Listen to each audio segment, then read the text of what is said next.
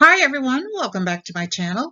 This is Josie's Point of View, where we focus on human interest stories from the Carolinas and beyond. Today's Monday, and it's January the 9th, 2023. Thank you so much for tuning in.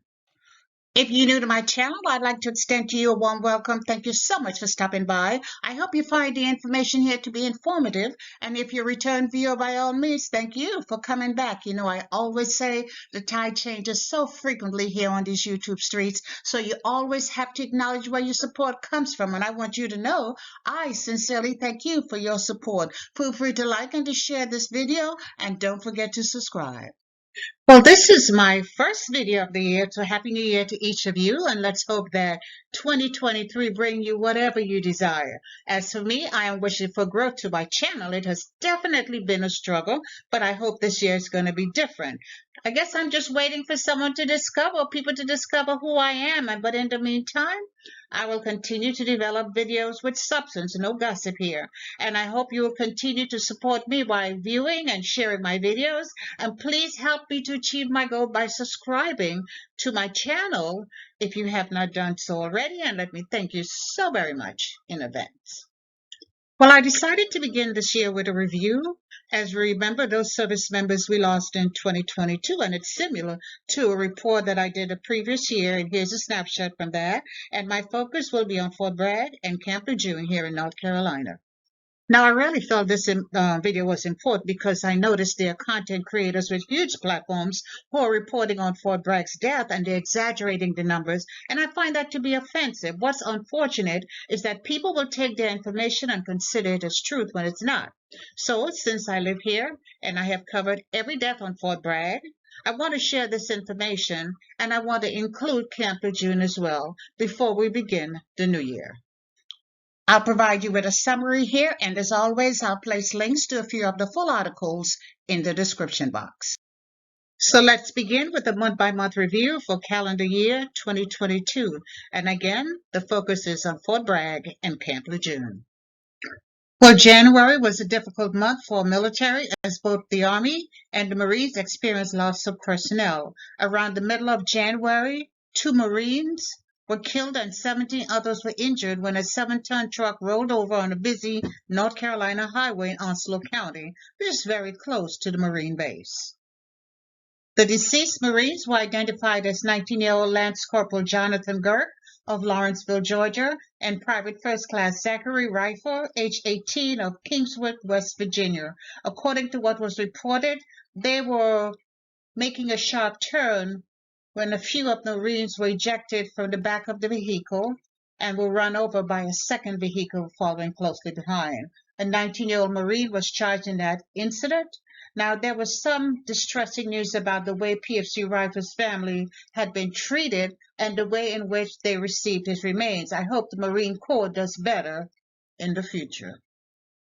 And in late January, 25-year-old Fort Bragg paratrooper Corporal Marcelo Stradado of Fishkill, New York, he died as a result of injuries he sustained in a single vehicle wreck, and this accident took place off base in Sanford, North Carolina.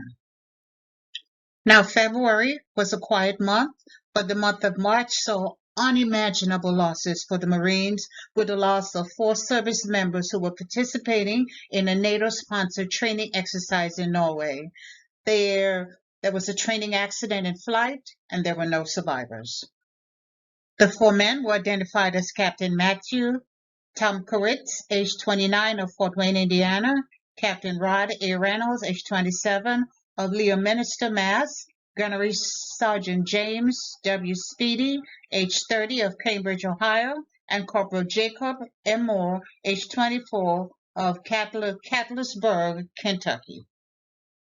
And around the end of March, another death was reported on Fort Bragg. According to news headline, a soldier was found unresponsive in a parked car on the base in a location not far from the Delta Force compound. He was transported to Warmark Army Medical Center, where he was pronounced deceased.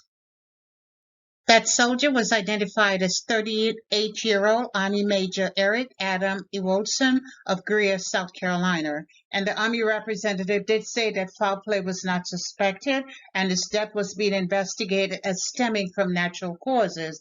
They did say his death was similar to that of an NCO who had passed away the previous year shortly after engaging in physical training.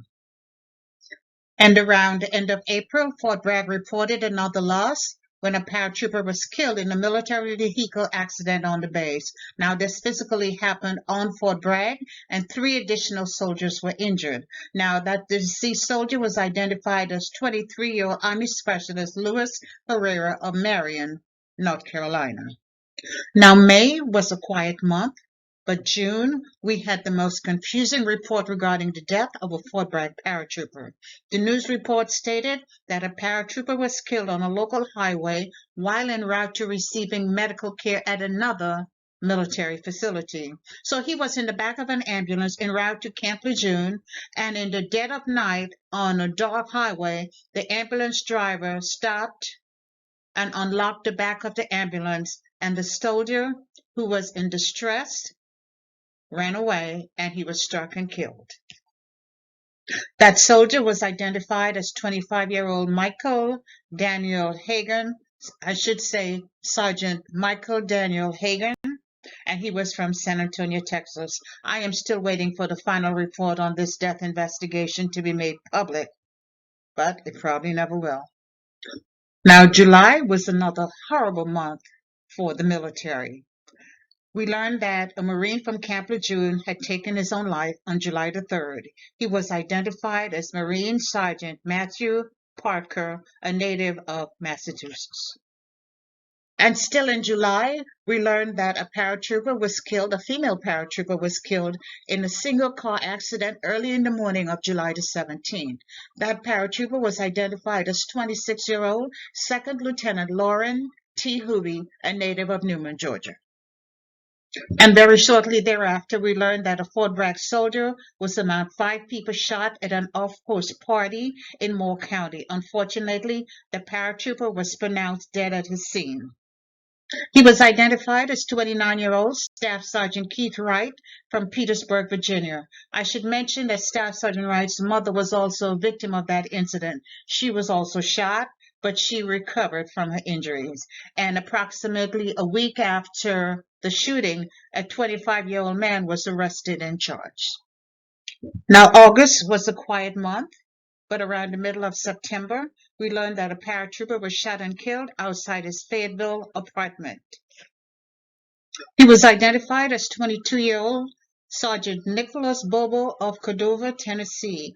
I should also mention that 2 young men were arrested and charged with this murder approximately 1 week after the incident took place. And just around Thanksgiving, we learned that human remains were found in a burned-out vehicle on Fort Bragg.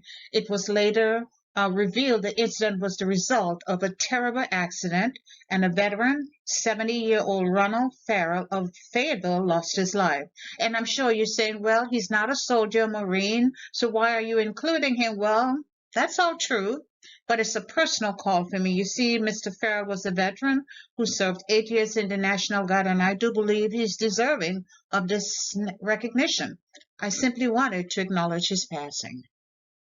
In early December, we learned that another paratrooper was killed on the base. He was attempting to cross the street. Apparently, he was not in a crosswalk. One vehicle had stopped to allow him to cross, but another vehicle did not see him, and he was struck, and he died from his injuries, and that's the last information we heard. That soldier was identified as 31-year-old Staff Sergeant Michael DeLeon of San Antonio, Texas. And a few days before Christmas, we learned about the death of another Marine who died while serving in Iraq. Reports say 32-year-old Staff Sergeant Michael DeLeese died on December 19 in what was described as a non-combat related incident. No other information about his death was released, and we know that he was assigned to the 3rd Marine Raiders Battalion, the Marine Force Special Operations Command at Camp Lejeune. And this is a picture from his dignified transfer. And so here you have it.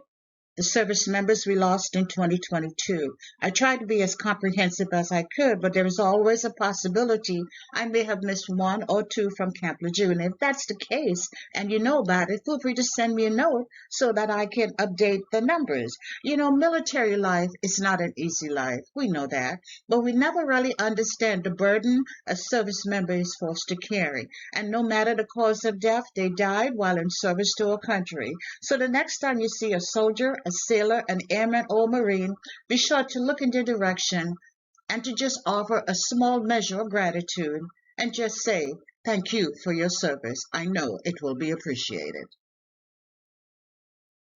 And that's all I have for you right now. Feel free to leave me a comment below and let me know what you think about this video. And by all means, feel free to like it and to share it.